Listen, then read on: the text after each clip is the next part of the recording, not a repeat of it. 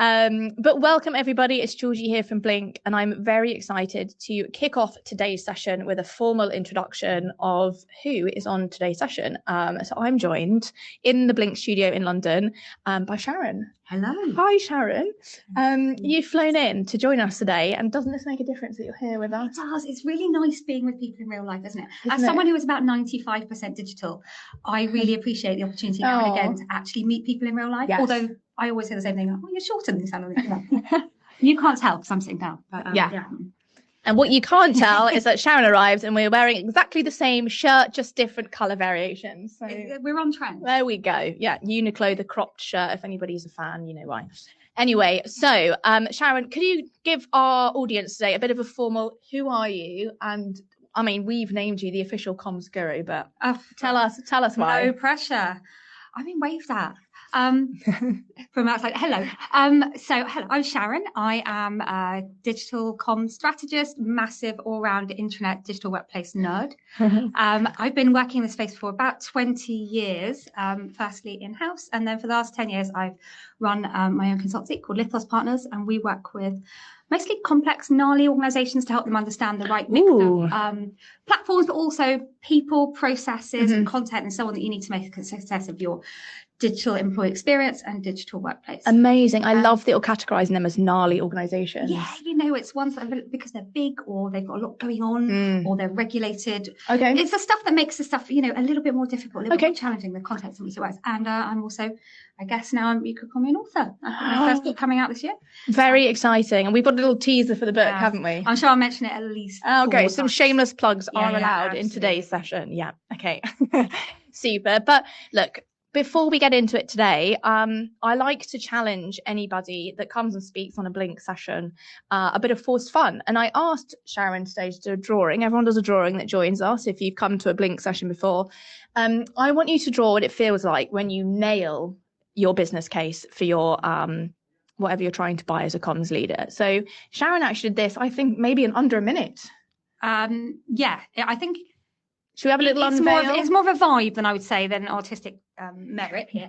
But what I've got here, it says, wow. And it's that sort of superhero feeling. Don't look too closely. We're just thinking about it conceptually. But actually, what I was trying to get to there, apart from, frankly, desperation on the deadline, was actually... because it's often really hard to get sign off for a project like this. And I know when we speak to some of our clients, and I'm sure you've heard this before, they might have been around the houses 5 or 6 times and been knocked back. Yeah. So actually, when you do finally get it, is that kind of superhero to infinity and beyond kind of thing. Actually, finally nailing it and being able to just get space, permission, budget to do the thing that you want to do. And the wow, also. I wasn't not my really. No, I did say, the worse the better, because it just shows, who draws these days. We're all using AI for our imagery or some skilled designer. So I like it. Thank you so much. I was intrigued. Were you going to do a wow epiphany moment, or were you going to do I'm exhausted? So I'm glad you've gone for the former. Yeah. Awesome. But let's get into it. And I'm honestly so excited, Sharon, that you're here. And I think, we followed you for a while. And I think your approach to things are very much no BS. There's going to be no fluff. This is hopefully a session where you all come away with some really tangible golden nuggets to get your initiative across the line, to get that budget for whatever you're passionate about in terms of what your business, what your team needs. We have a poll. What brings you here today? I would love to know, why did you sign up? Why are you here listening to this glorious session today? But I do feel there's a lot of tension in an organisation. A lot of the time, comms teams, depending on where you're sitting, can easily get projects signed off that are those externally facing, shiny, sexy, exciting projects. But when it comes to maybe some of the technology or the tools that you need behind the scenes, it's really hard to get budget, build a business case, and justify that to get that signed off. And so, there's going to be some practical frameworks that we're going to go through today. Shameless plug for the books in the book. Number 1, we'll keep a tally throughout the session. But, Sharon, I really want to get into it. And before we really dive into the framework and more of the practical side of things, let's start with this tension piece. Okay, so comms teams are great at communicating, but probably less comfortable when communicating the own value of you, your team, your function.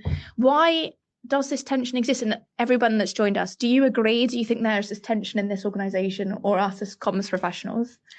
I was trying to think about why this is, because it's definitely something we experience. Mm-hmm. And I think it's almost like, you know, the whole thing about cobbler's children have no shoes. Mm-hmm. We're really good at communicating for everyone else, Yeah. but we don't like putting ourselves in the centre of the story, talking about comms as a function. Really, we should be invisible, or we like to think we are. We make everyone else visible. Yeah, the puppet masters. Yeah. And that is actually, we're not very good at arguing for ourselves. And also I think there is a little bit of writing a business case is fundamentally quite different from doing all the other communications that we do. It's a very different skill, and it's about presenting information differently in a way that maybe we're not used to doing. Stepping back a bit, isn't it, from the day-to-day, and that's so difficult when you're a small team, no resource, etc. And also it is about being much more kind of business focused and talking about what we need ourselves rather than what the business more generally needs. And that is, you know, a different kind of lens, I think. Yes. And I also think there's an element of being quite a selfless individual in comms, isn't it? You're working with so many different stakeholders, and this is an opportunity to really be selfish and be like, this is what I need to see. This is what we need to succeed. And sometimes changing that mindset is quite challenging. It can be a little bit countercultural for us, isn't it? Centering ourselves at everything. Exactly. It's almost the antithesis of everything else you've been doing. Whereas we're often, like you say, quite invisible in the background, making everyone else shine. Yes. And actually trying to go, actually, it's about me. Yeah, finally. Amazing. So I want to get into it. And I think the first element we want to talk about is the case that you want to build and actually identifying that. Yeah. What we're talking about building a business case. We're talking about getting budget for this year signed off. I want to know, how do we go about this, and what are some of the early mistakes? So this is right at the start of your inception of your passion project. Talk me through how we get started, and what are some of those big early mistakes we think teams could be making? I think one of the early ones is we're not really speaking the right language. We've got to tell a story that speaks to the business and actually explains what value we deliver for the organisation as a whole. Right. And often we don't do that. We focus too much on features. Does it do this or that? Yes. And not what has it ticked these boxes? Does it do this or that? Yeah, that, you know, it does. But what does that mean for the business? And I think often we can get too focused on the how and not the why and the outcome rather than what we're trying to get signed off with actually an improvement in how the business works, not simply our own processes and tools, right? And so how do we start on this journey? I think let's rewind. Let's go back to the beginning. I think one of the things we talked about before this session was about understanding what kind of case are you making, right? Because sometimes we can be a little bit too visionary when actually what we're trying to argue for is probably just business hygiene. Okay. So we talked a little bit before around, didn't we? This kind of understanding where you're on the journey of whether you're looking for something that's truly new and innovative and hasn't been done before, or is it just asking for the business case for, you know, you've already got an intranet, you want to replace it with a better one or an app or whatever. You're not asking to do something completely new and different. And actually how you present your case should really depend on how unique what you're doing is, because there's big risk and reward there. So in the book, we do talk quite a lot about, there's something called a Wardley framework, and he describes kind of 4 levels of how innovative something is. So when you at the beginning you got something like Genesis, which is this is completely new, it hasn't been done before. So you know, back in the day when I first started out here, actually it was quite common to not have any kind of app or internet at all. So you genuinely had to sell it as a concept. And it wasn't like there were loads of products. Wasn't a common thing then. You know, you had to go and build your own. And then it got to the stage where you could probably get some sort of CMS, but you had to go and build it all yourself. Some of you of a certain vintage on this call may remember those somewhat painful days. But we've actually got to the point now where it's about a product. You're buying something off a shelf. You know you're going to have one. It's just arguing what do you need and what for. And actually, if you're asking for money to do something like that, it's about presenting it in the right kind of way and go, look, you know, this is business hygiene. We currently have this. It's not up to standard. We're looking to do something better. Actually presenting what you need in the right kind of way. And then you get to the point where it's almost just like a commodity. No one makes a business case now to have email. It's just an expectation. This is just a thing that everyone uses. Right? Interesting point. How do you get to that place? But I think we're actually much closer to that point now, aren't we? You know, there's almost no organisation that goes, oh, we definitely don't need anything. We don't need to communicate with our employees. Actually, you know, we know that expectation is there. We know that employees expect to be able to transact in the same kind of using the same kind of quality tools they might use in the rest of their lives. And actually it's about meeting an existing expectation. This isn't new and innovative at all. It's about meeting the expectations people already have. But it's interesting, isn't it? Because you started by saying it's not this big visionary piece. It's actually something that can be much more basic. And I think we think, we've got to build a business case, so it must appear to be visionary because I'm asking for something that's new. And it's such an interesting take to be like, actually, if you take it out of that bucket maybe are you more likely to progress with the business case? It's a good point, isn't it? I do find, and I swear I've definitely been guilty of this myself, you have a tendency to overcomplicate everything. Like, I've got to apologise to everyone for asking for money. I've got to justify it. Actually, do you know what? Sometimes it can be less is more. We're telling a powerful story with a few well-chosen examples of statistics rather than making it War and Peace. Yes, it's not close your eyes now, imagine a world. And it's just actually, that's not helping the situation. Definitely. And when you're thinking about this in literal stages, I know you spoke through how to position it, but have you actually got, I need this stage, this stage, this stage? Or are you thinking, well, actually, I need to just start with a what is this? I always advocate doing at least a light touch discovery, which is what is the problem you're trying to solve and what's the impact of that problem. So we often do quite a lot of it at Lethal Partners, go and work with organisations to understand what's getting in the way now, what are the barriers to effective communication and collaboration. And that could be that people have a tool, but it's just not the appropriate one for the reality of how they work. Right. So, you might have a largely desktop-based experience, but people just aren't at the desk that often. So there's a fundamental disconnect between what you offer and what your people actually need in real life.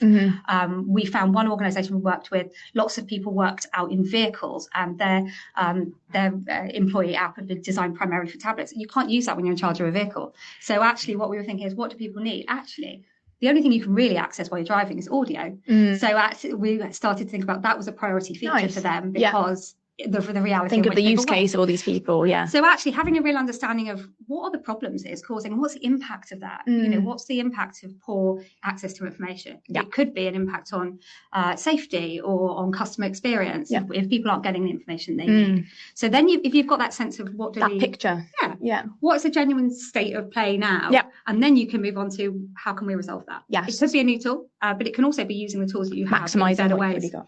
You can add additional features, integrate things, use things you already have that you forgot you're not using to the fullest extent. Or you need new people, training, or whatever that might be. So the basics are starting with this discovery session, and then actually this is the case that I need to build. And it's not always I need this big visionary shiny new thing. I think a little bit of time on kind of reconnaissance up front is rarely wasted. In that it gives you that kind of a real sense of what's the problem we're genuinely trying to solve. And that actually is really useful when it comes to trying to sell the business case, because you can start to pull out those anecdotes, those stories. You might have data in, say, your employee survey that says, 47% of people are disengaged. What does that really mean? Actually, when you go out and speak to people, they'll go, there's one organisation we spoke to, and it's one quote still sticks in my mind. So I went, honestly, I only read my emails when I go to the toilet, because that's the only window they had in their day.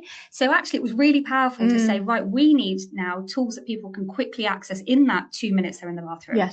Actually, think about this person's day. This is the real impact. And we had another organisation we worked with where people just said, there's just too much. I don't understand it. There's too many different tools. And when you try and explain what that might mean, for someone's sense of being overwhelmed or their ability to do their job, it's about pairing those two things together. What does survey tell us? Well, what does that really mean in terms of the experience of working here? And what can we do about it?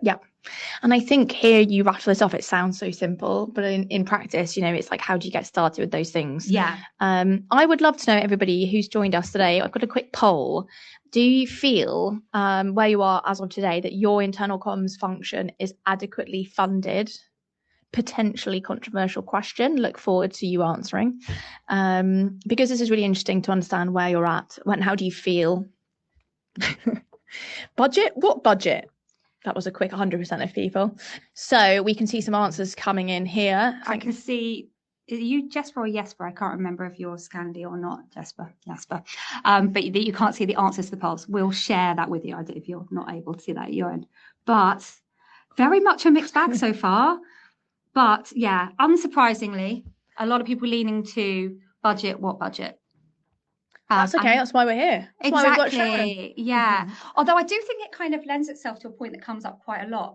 In the grand scheme of things, as a comms team, the money we're asking for is not big compared to HR or IT. And yet we apologise for it over and over. Actually, so sometimes we can be really super cautious and saying, oh, please, sir, can I have some more? Actually, other people are asking for millions for experimental AI programs that aren't delivering very much. We're asking for relatively small sums for what is infrastructure of work. Interesting. And I won't get onto it today, but I do wonder sometimes that's where you as a comms function is sat in the business in terms of what your executive support is, etc. That could be a whole session in itself.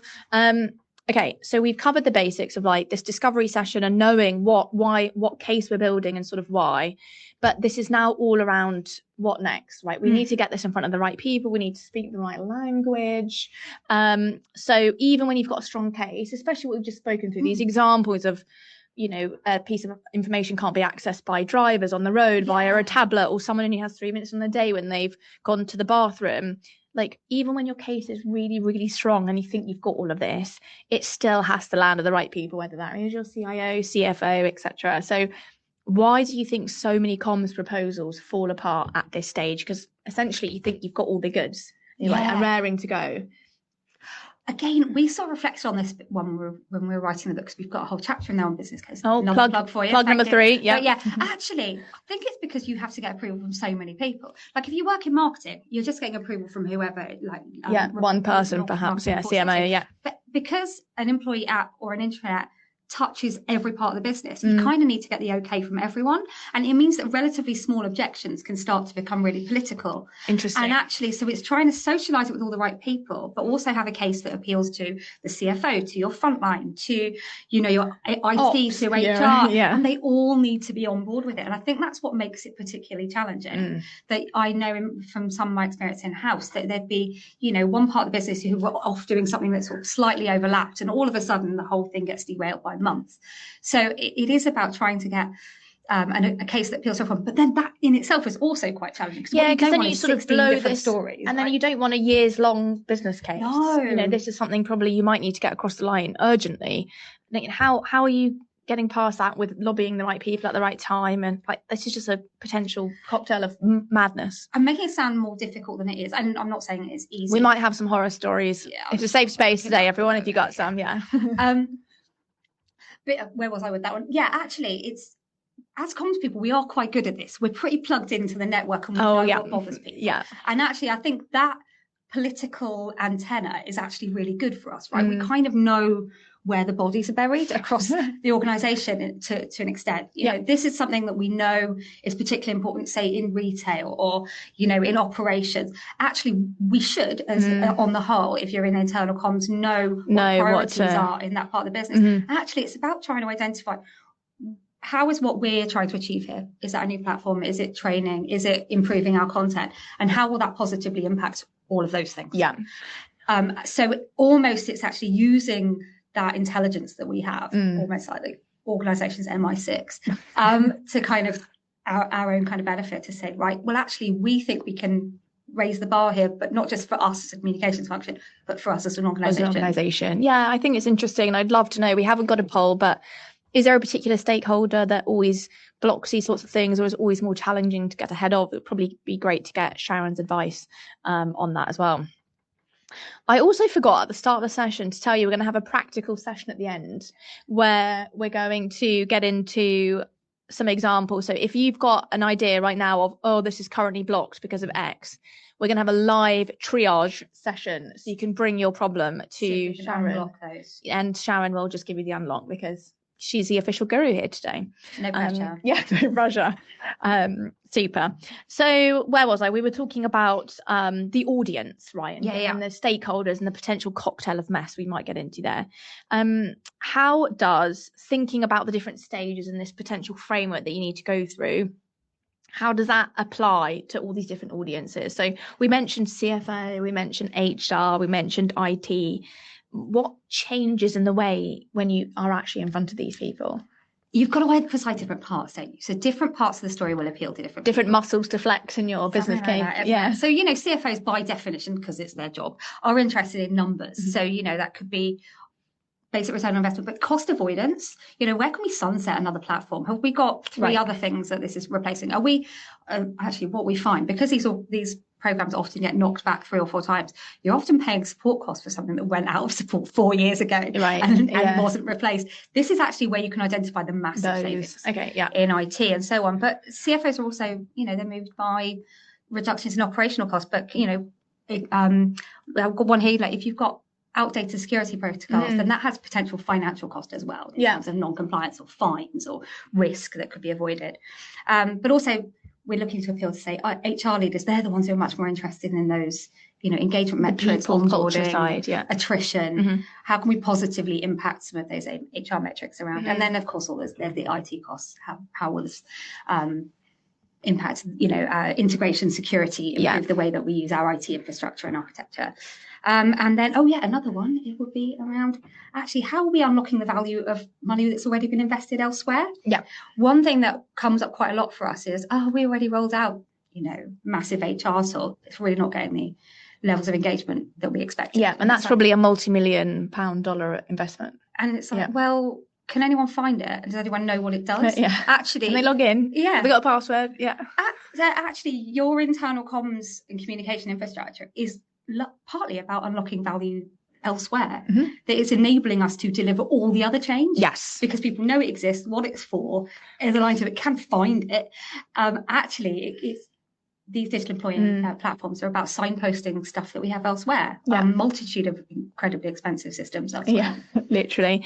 And what about almost the order? Because I was just thinking then, when you're going to your CFO, you want to be able to have some savings of maybe IT consolidation of other platforms. So you thinking, if we were thinking about CFO, HR, IT, or CIO, CHRO, are you thinking chronologically, who should I go to first? Who should I bring on the journey with me? That is a really good question. And I'm going to do a proper consultant answer and say it depends. Oh, shit. But, I mean, the reality is the CFO is almost always the one who gets the final sign off because they control the budget. But it's really about what is most important to your organization. So in some organizations, that will be a risk related. If you're a bank or whatever, then then that goes right up the list. In other organizations, not so much. How does your organization make money? If you can show how what you're asking for relates specifically to that growth metric, then you are, you're more likely to get it unlocked. So it is a little bit depending on the nature of your organization and what kind of things appeal to them and what is important to them. But are you sort of saying that the finance would be the last stage because you'd have all the information, you'd have all the good numbers then? Probably not. I would say it probably goes up front. We have a tendency in comms to focus on kind of engagement side of things, but actually, if you can make a really good money-based case, then it almost sells itself. Okay. We're sunsetting this incredibly expensive thing elsewhere, then it almost becomes a no-brainer. It sort of depends on the nature of your your spreadsheet says in front of you. The nature of the beast. Yeah. Not that we're calling our organisations a beast, but it's about getting the what's the right metric out there and how do you appeal to all those people? So you need stats for the skeptics, but stories for the dreamers. Yeah, nice. And we definitely have skeptics, don't we? We talk about people coming in and being sort of a landmine. It's just like, God, I got this so far. I'd got this through HR and I'd got this through IT, and now finance have come in and been the sort of landmine. It's also giving people the confidence that you've done your homework. So that's a little bit of like, we know vision, this is the vision, it's going to do this, right? And some people that really appeals to because they're much more excited about the future. Then you've got your kind of doom mongers, and you've got to say, look, we know there's going to be a period of instability in the middle. This is the program. We've thought about how we'll manage the change. Yeah. And this is how it will work. You need to be credible in front of these people. And that means making sure that you've really thought about most of the detail. Yeah. And so we've naturally sort of got this financial and non-financial case to make. And we maybe need to put some meat on the bone there, because I do think it's easy to be like, we just need to get the metrics together. We need to get this financial case together. But, what does that actually look like? How do we quantify this impact when we've got the details of some of the discovery session that we've run, we've liaised with HR, and we've got this amazing picture of like what good needs to look like, how we utilize other systems. That all looks great, but like, what does that even mean? And why are we struggling to get to this financial picture? Yeah. Okay. So do you see that often? Oh God, yeah, all the time. Yeah. That actually. Financial benefits, it sounds quite abstract, but we can break that down quite a bit. I already talked about sunsetting existing systems, but we've also got things like, reducing our licensing costs or using it more effectively. In some organizations, it will just be like wildly overspending on storage because things are just really inefficiently done now. It might enable us to consolidate things in a much more sensible way. Even if the overall cost is broadly the same, it's just an easier contract management. But, you might reduce vendor complexity by having everything in one place rather than 17 different things that are overlapping and no one knows what they're doing. But it's also, you could think about how we reduce internal support costs. If people can't find anything, then they're going to help us. Yeah, ticket raised. There's another one. Yeah. But actually we could do something around modelling what those deflection rates are through a bit more use of self-service. If I don't have to ask you, I won't. When you call up, your bank or whatever, and they go, you can find the answer on your website. Like, do you think I would be on this call if there were any possible? Yes, obviously I don't want to be on it. I am here because I couldn't find it. Literally. And then the other one we often lean on, and I think use this one cautiously, is that kind of process efficiency. If we can show that people can get things done in a much more sensible way, then that's fewer errors, that's smoother decisions. It could even be speeding up things like sales cycles. That's tangible, right? You can measure that. If we can sell things faster or more of them, boom, that case makes itself. But we often do things like productivity metrics and like how that will, there's one that comes up quite a lot, which is it's a zombie stat from McKinsey, which is, people spend 5 hours a day or whatever it is. Looking for information. Or resetting their password or something, you multiply that by the average salary and suddenly... $30 million saved. It's a massive number. And there is a bit of a temptation to go, our program will only cost this much and we're actually saving 30 million. It's just not credible. Yeah, I wanted to ask you about that because I think these things tend to snowball. And then it's like you've got this crazy multi-million dollar number and you've instantly lost the audience because the CFO will laugh throughout the room at that one. Exactly. I have seen it done, I think, slightly more credibly. Okay. So John Lewis did exactly that. But one, they'd mapped it a lot more carefully by actually looking at their own statistics instead of picking like a 2012 McKinsey stat. They tell you not to use like that. But actually they were like, we can see credibly based on our own metrics that that people are falling out and are unable to find information. So they had all of their own data points and that had been done during the discovery session? Okay. And this is not a client of ours, I had this at a conference, but they also then went, we think we can attribute a 10% improvement to that. And it's like, that is a credible sounding number. That's not saying we're going to save everyone in the organization 15%, 4 hours. You're not. And the other thing that CFOs will often say is like, okay, we might save everyone half an hour, but what are they going to do with that time? Will they go home half an hour earlier? Right. Actually, that's a potential productivity saving. It's not a genuine cashable money saving, right? But actually, we can point to related improvements, things like, frankly, everyone just feeling a bit less frustrated and potentially being able to use some of that time more effectively. Absolutely. And I think, I'd love to know, and please use the chat or the Q&A box today. What metrics have you been using to get business cases in front of this financial audience? Because, I think we've all been guilty of it. You found a great piece of research or data that exists in the industry. And then when you apply that to your organization, it's just this crazy number. And you think, oh God, I don't know if this is legit. So it's really interesting to understand how we get that to feel really specific and much more credible so that when we go in front of those stakeholders, you're not laughed out of the room, as you said. Yeah, and then I think if you can find specific examples in your discovery, this is something we can see tangibly as a problem, and here is how we could prove that something we can bring in can improve that, and you could show it at the end of that process.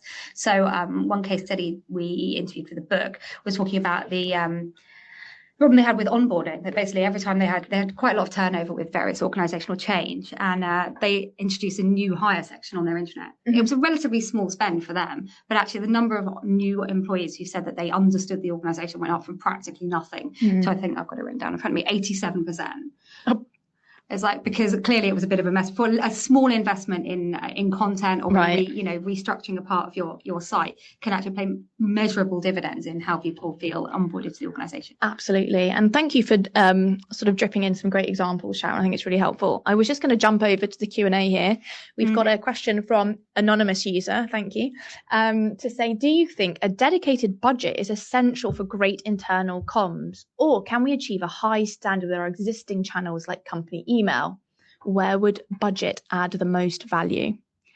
Ooh, okay. I mean, it is entirely possible to do internal comms just with staff time, but generally speaking, it's a little bit of it depends on the scale of your organization. But yes, you could just send emails out, but then you can't really ever measure them. You can't necessarily see what impact they have.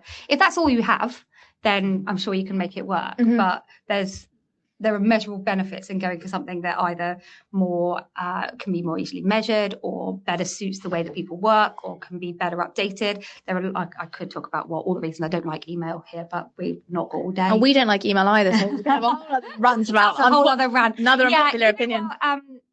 Every internal comms person says we could do more if we had more, and lots of people do find that muddled through. Of course, yeah. But yeah, so in my experience, it can be done, but it's harder than it ought to be. And do you think, in your experience, has there been a set budget for the function, or has this happened every single time. Every single time you want to do something, invest in something, it's, I need to build a business case, because there is not automatically budget assigned to that team, that discipline. It's one of those, it sort of depends how high priority internal comms is for the organization. I think the challenge with digital internal comms, things like employee apps and intranets, is they are treated as kind of one-off programs and not an annual investment. And actually, if it doesn't have its own budget line that says, then you do have to fight for every 2 years, when actually we should be trying to get to the point that it's like there is an expectation. Interesting, that, communication channels and platforms should be a budget line every year. The basics. Right? Yeah, it's kind of, but we do end up having to litigate for it every time we need them, which is maybe we need to be better at laying the foundations to say this is becoming business hygiene, or it's beyond. This is now the norm. So we've spoken a little bit about this financial case, but there is very much a non-financial case, and I think as well this is the area that probably we all feel most passionately about and we feel most comfortable about articulating. But I do want to get into that a little bit. So in the ROI, and that financial piece is important, but in terms of the ROI of the intangible or the non-financial, how are we thinking strategically that we put that in front of this audience? How do we bake that into the business case in a really credible way? And how should we, address that argument? I think we need to move beyond being kind of vague and fluffy to talking about how those non-financial benefits are specific and measurable. So, we talk about employee engagement and trust, but that's the foundation for performance, for loyalty, and that has impacts on things like attrition and so on, right? So actually, we can start to map what those non-financial benefits look like, at least in terms of impact and what that means for people's level of engagement with the organisation. But also, as we briefly spoke about before, that kind of enabling the infrastructure of change. If we don't have this in place, then we're not able to deliver all the other change we need to do as an organisation. That's a non-financial benefit, but definitely has a financial impact or a specific and tangible impact, right? And you were saying earlier, as internal comms professionals, you probably know where the bodies are buried. Yeah. So you're probably actually knowing what all the leaders, what makes them tick, what they care about, and also what's on their big strategic initiatives throughout the year, right? You're probably knowing all those and thinking, how am I tapping into that? How am I contributing to that? Or how can I? Yeah, what we're seeing quite a lot at the moment is people are like, I'm really struggling to get budget for this and that, but there's loads of money around for random AI projects. Like, how can we tap into that then? Yes. Actually, part of having the right... And it's knowing that, isn't it? Yeah, actually, as well as knowing where the body's buried, you have to know where the money is hidden as well, right? There will be people who've got little bits of this and that, and actually it might be about trying to unlock it elsewhere in the organisation. Yeah, right? Really good point. And what do you think some of those non-financial outcomes are that we need to put into the business case? Because I know we mentioned trust, we mentioned productivity. What actually are they? If someone here today, Sharon, is taking notes, what are we writing down that we need to include in our business case on those non-financial elements? Maybe I want to lean in a bit more on that kind of change enablement stuff, right? Everyone's focused on AI at the moment.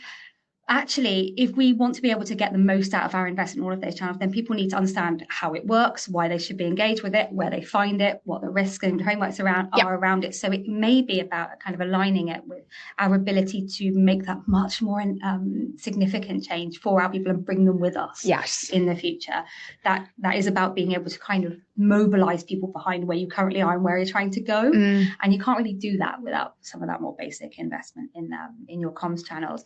Also, one that comes up a lot, I think, at the moment is employer brand. We talked before about how so many of these your internal comms business cases are kind of like shelved, and we'll do it next year, but because there's this big shiny thing that customers can see over there. But actually, now that so many more people are working hybrid or remote, or actually your employee channels are kind of the primary way they experience your brand. If they don't reflect visually, but also in terms of the experience, what you actually stand for today and what your brand actually is, you're missing something, and you're not aligning your people with what you're trying to achieve and what your brand is and does.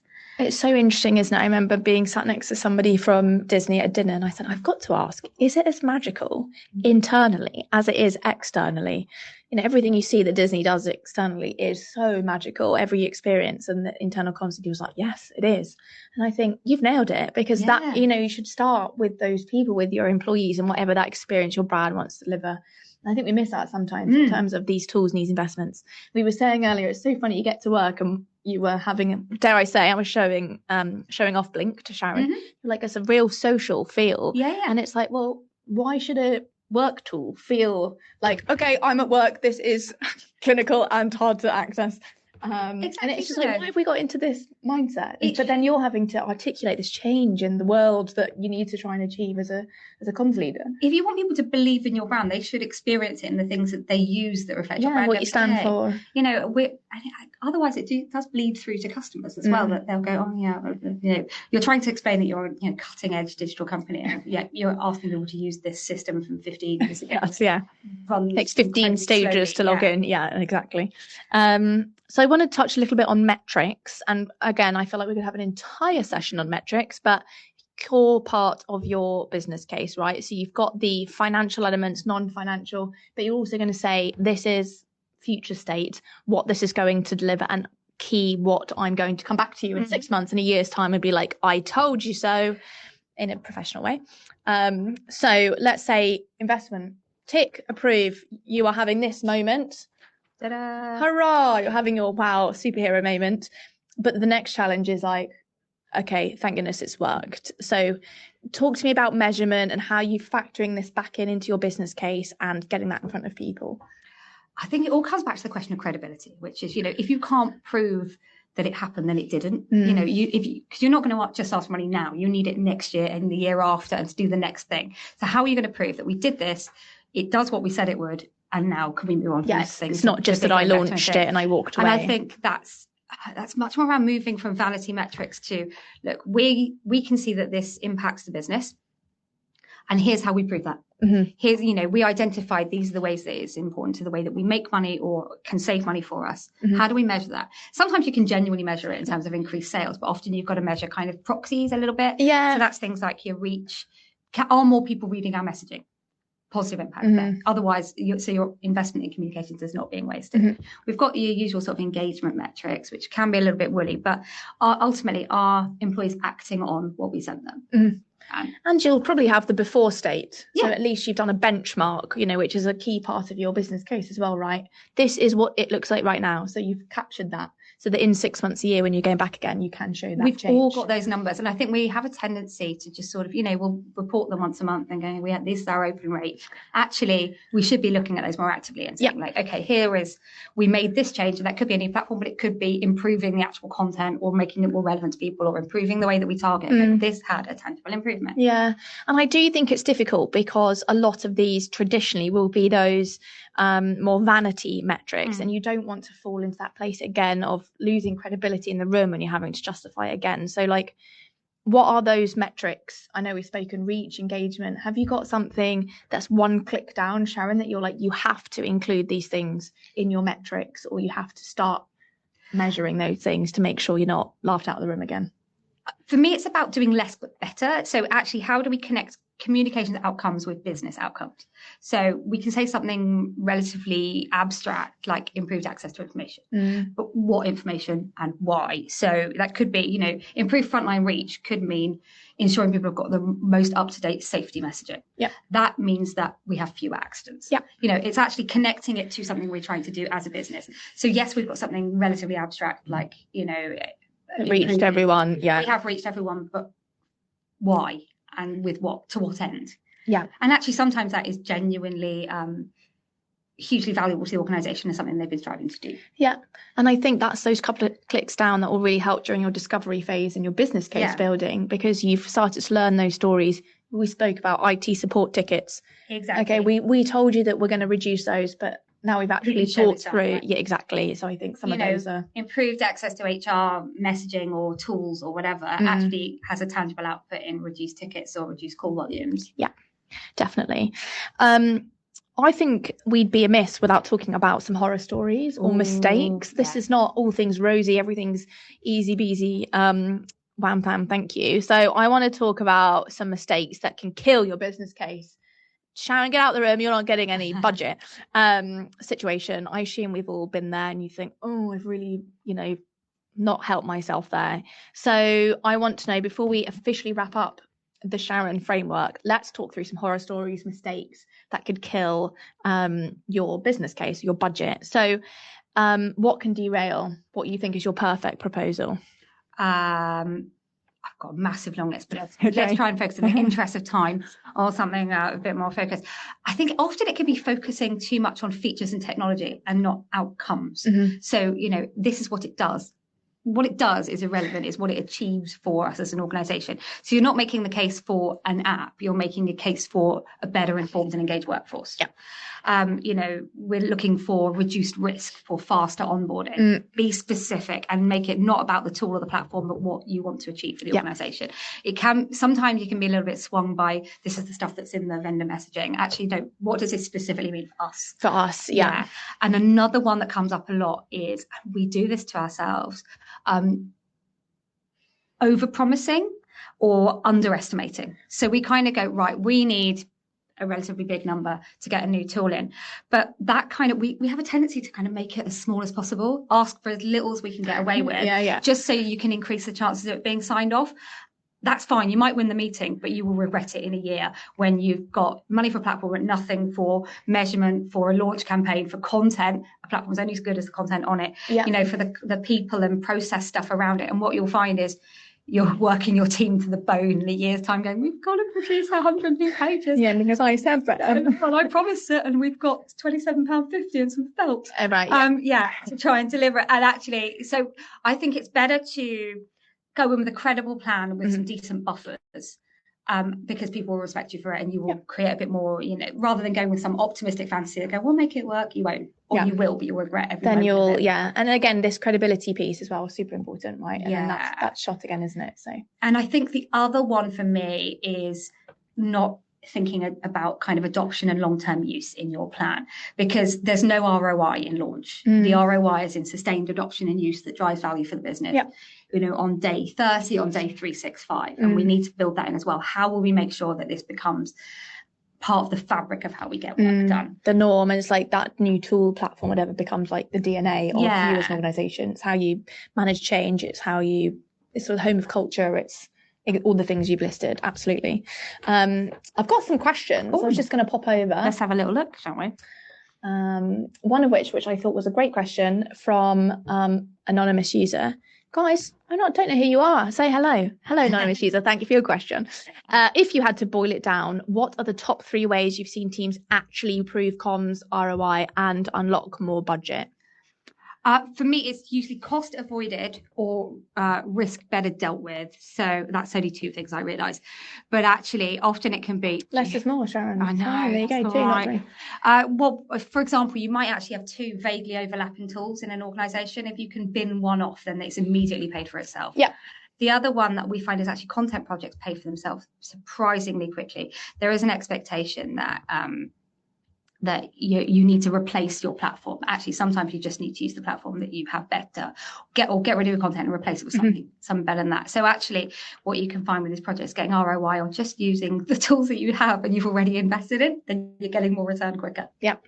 There you go. I hope that's answered your question. Thank you. Do head over to the Q&A box. We're answering some questions now. Will there be a recording of the event shared and available? Yes.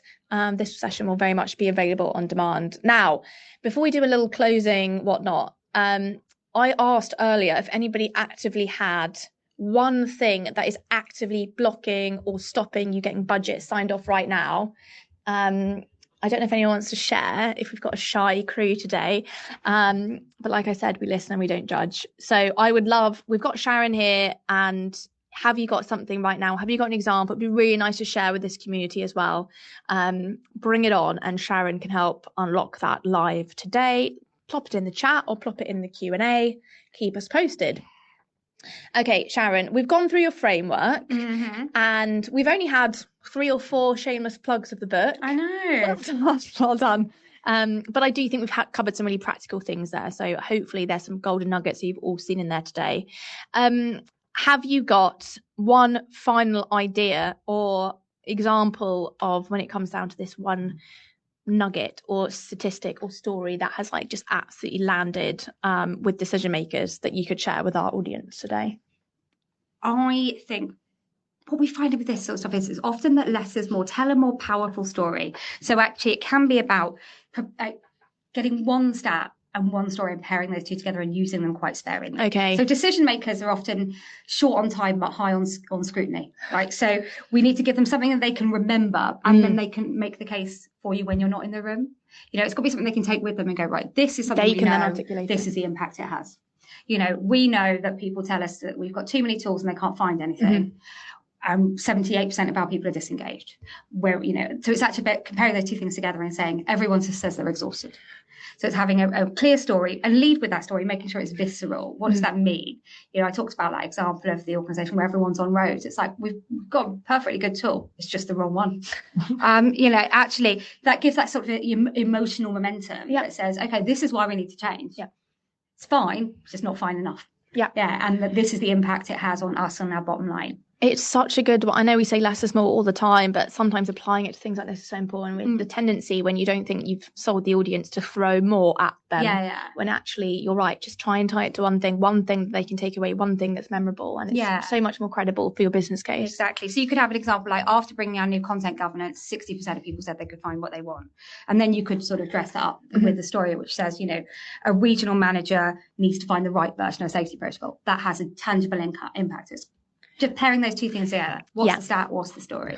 And we just had a quick comment from Roselle. Thank you, Roselle. Just to clarify, would you say the top 3 are cost avoided or risk better managed, content project impact? What would the third be? She didn't have a third. I didn't have a third. Because less is more, remember? Less is more. Although, hang on, let me go back to what's the question? Top 3, I'm sure I can come up with about 17. The question was, oh, I've got so many questions. Can't see them. What are the Oh, we've got another question there. I can't find your question. It might be under answered. Is there an answered? No. We've lost. Remind me of the question. It was something like, what are the top 3 ways that you can deliver? There we go. Put it down. Thank you very much. Actually prove ROI. And unlock more budget. So I guess the question then is about proving the ROI of something you've already done rather than something you might theoretically do in the future. Then that has for me, it will be about tying it back then to your tangible business outcomes. We've got a baseline. Yep. This is what the impact is, and this is how we've proven that we've done it. That's not really a top 3, I appreciate. But actually, it's, understanding what the impact of what you've done is, proving that you've demonstrably fixed at least one issue, and then getting the credibility to move forward and do it again. Yeah. Right? So I don't know if that answers your question. But like having that baseline thing, I think sometimes we run at things and we forget to do all that gathering. It sort of depends a little bit on what the priorities for your organisation are, right? But, it might be, we know we have really high turnover. And that could be just the nature of the business. If you work in retail, then high turnover is just the nature of the game, right? So do our channels and processes match the nature of our workforce? You could actually measure some things against that, right? We've got what internal commerce platforms have you worked with rather than a SharePoint homepage? Ooh, I feel like I'm in a vendor space here. Sharon. However, honestly, all of them over the years, and they all have different strengths and weaknesses. Yeah. And it's about finding the right one for your organisation. Yeah. SharePoint's a perfectly good platform for some kinds of organisations, and it's terrible for others. Yeah. So it actually, I'm going to go with the classic consultant answer and say it depends. But going back to that discovery I talked about at the beginning. Just work out what your organisation actually really wants and needs. Like what's right for your people. Yeah. Because I could just go in and go, everyone needs, they don't. Everyone needs something different. Yeah. And it is about, so, Blink is brilliant for some organisations. It won't be for every organisation. Yeah. That's just the nature of the game, right? Yeah, fair. That's allowed. Yeah. You are allowed other platforms. Oh, totally. And I think as well, but it's such a good question to discuss in this type of community. I think definitely share, if you're feeling this, please do put in the chat what platforms you've all scoped to come across. And I think this community actually really comes together. I know we can't speak to each day, it's a one-way situation, but attending sessions like this, going to events, is just this opportunity. And speaking to people like Sharon is to go through this, to understand the space, because everyone says they do X, everyone says they do Y, everyone says they're this AI-backed platform. And it's sharing stories and getting really good referrals to help with that business case as well, right? I think the SharePoint one is an interesting thing to pop up, though, because often you will have to fight to make a case for something other than SharePoint. Yeah, I mean, Microsoft is one of the biggest investments for business for me. Always go, but we've already got this. Yeah. And, actually... for some organizations that is fine, but you will, if you are trying to use a non-SharePoint solution and your IT team are pushing you to use it, you are going to have to go back and do that discovery and explain why it's not the right thing for you. Definitely. And why you maybe need something different. There you go. I've got another question. Oh, okay. I know internal comms is important to my company. Good. But I can't get them to actually tell me what the actual priorities are within that. After asking multiple times, what would you recommend doing in this case to get the answers needed? I think this is where we sort of start doing our spying, right? This is about you. So the MI6. If they don't tell you at the top, then start at the bottom. Take everyone out for a coffee. Actually, if you become everyone's counsellor or therapist, you can start to do that almost as a little bottom up. Yeah, if they're really vague about their priorities, it's going to be really hard for you to align with them. But you can build a coalition of people and start to do that. Maybe your peers as other leaders across the organisation, right? Yeah, nice. Hopefully that's answered your question. Take people out for coffee, I think is the TLDR on that one.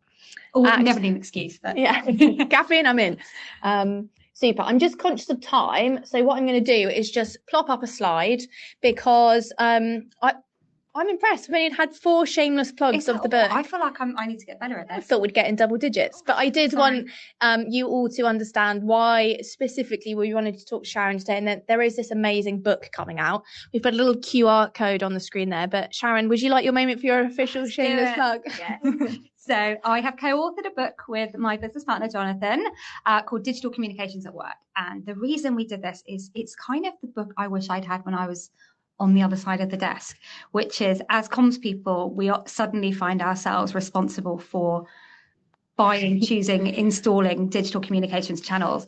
And it might not be something we've done before. We might be a team of 1 or 2 people. And actually, what is the process of doing that? How do you understand what you need? How do you build a business case? How do you manage and govern these? How do you choose the right, probably more than one for you? You might need an app or an intranet and an email tool and maybe some signage. What's the right mix for your organization? And how do you work out how that works? And then we go into some of the more practical stuff around kind of governance and teams and measurement. So it's kind of a little bit of a step-by-step guide on how do you run this stuff. Oh, that sounds like a good therapeutic read as well as something that's quite practical. And it's out in July, but you can pre-order via the QR code. Amazing. Sharon, thank you. And for sharing the pre-order code as well. I think it's really valuable and hopefully it's going to be a book that brings some life-changing moments to you all in internal comms. And just to wrap up today's session, we run these types of sessions regularly. So the next one up and running, you can always check out on the Blink website, is all around building culture during internal change. And hey, when is not there a time of internal change in our organizations? So this is really going to be diving into when all these things happen, reorgs, M&A, new leaderships, change of budgets, which we've got into today, what this actually means around this trust piece and how you and internal comms can sort of navigate that. So we'd love to have you, but head on over to the Blink website in the events section. You can sign up. And lastly, I realised we didn't actually decide on a track, but we would love for you all today, please, who survive internal comms on a daily basis. We've built this playlist. Please tune anytime, but we ask people who attend, people who speak to add a track to the playlist.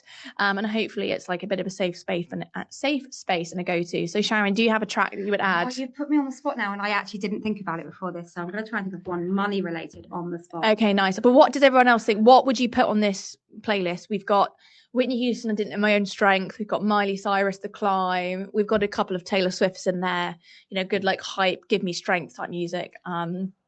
I Will Survive from Gillian, absolute cracker. That's my go-to karaoke song as well. Good one. Let me know what else you'd have. Sharon, what's your track? You put me on the spot and I genuinely didn't think about this before the session. You can come back to us. I'll come back to you. We'll put your chosen track on LinkedIn. If you don't follow Blink on LinkedIn, Sharon will publish her track. I will. I promise you now. I genuinely didn't think about this before the session, so I am. No worries. And now I feel like I'm under pressure. No. We'll really think about it. We couldn't all nail it with Gillian's "I Will Survive." Gloria Gaynor is an absolute classic. But thank you, Sharon, so much. We've actually covered a lot, but some really practical things as well. Oh. Titanium by Sia, also great shout. Melanie, thank you. But thank you very much, everybody, for dialing in. We would love to know how you found today's session. Was it useful? And please stay in touch. We love these. We want these to feel really human, really practical and realistic for you all. I empathise that internal comms is a journey, right? I'm sorry, that's such an awful phrase, but it's so true. But Sharon, thank you so much, and for being here in person. We haven't boiled too much, have we, in the studio? It's quite warm in here. It is a lovely sort of springy summer day. There we go. Exactly. Thank you so much, everyone. Have a great rest of your Wednesday and your week, and hopefully see you again on a Blink event very soon. Take care.